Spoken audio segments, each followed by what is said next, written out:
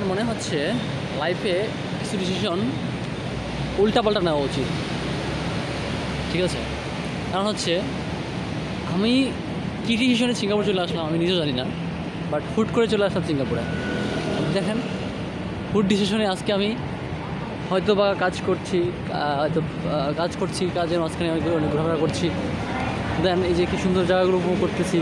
So মানুষের dream থাকে Europe অন্য কান্ট্রি ড্রিম থাকে, আমারও ড্রিম ছিল, বাট একসময় খুব ড্রিম ছিল ইউরোপে যাবো, বাট হয়ে গেছে সিঙ্গাপুর, সেটা হয়ে গেলো সিঙ্গাপুর।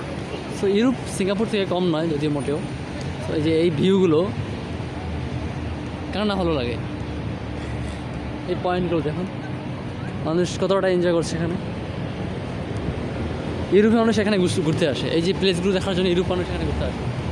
সো প্রত্যেকটা জায়গা এতটা সুন্দরভাবে পরিপাটি করে সাজানো,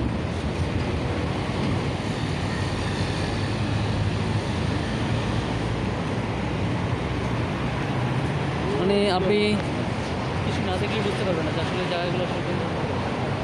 তো এই জায়গাগুলো আজকে একটু ঘুরতে আসলাম, মানে কিছু বলার মতো থাকে না। যে জায়গাগুলো যখন দেখি একদম সারাদিন যে ক্লান্তিটা নিয়ে বের হই না, তখন অটোমেটিকলি রিমুভ হয়ে যায় আমার কাছে। যে আমি প্রচণ্ডভাবে ঘুরতে পছন্দ করি, যে তার কারণ হচ্ছে এগুলো, এই যে ভিউগুলো। কেন আমি ঘুরি, এই যে মানুষ প্রচুর ঘুরতে কেন পছন্দ করে, আপনি যত ঘুরবেন তত কিছুটা হলেও এই প্রকৃতিকে উপলব্ধি করতে পারবেন। এই দেখেন, জাস্ট একটা প্লেস, এই প্লেসটার ভিতরে এখানে ফুল গাছগুলো কী সুন্দর সাজানো, জাস্ট টপের মাঝখানে। আমাদের দেশের একটা কী রক্তজবা, হ্যাঁ রক্তজবা ফুল, যদি এটা একদম ন্যাচারালি রক্তজবা।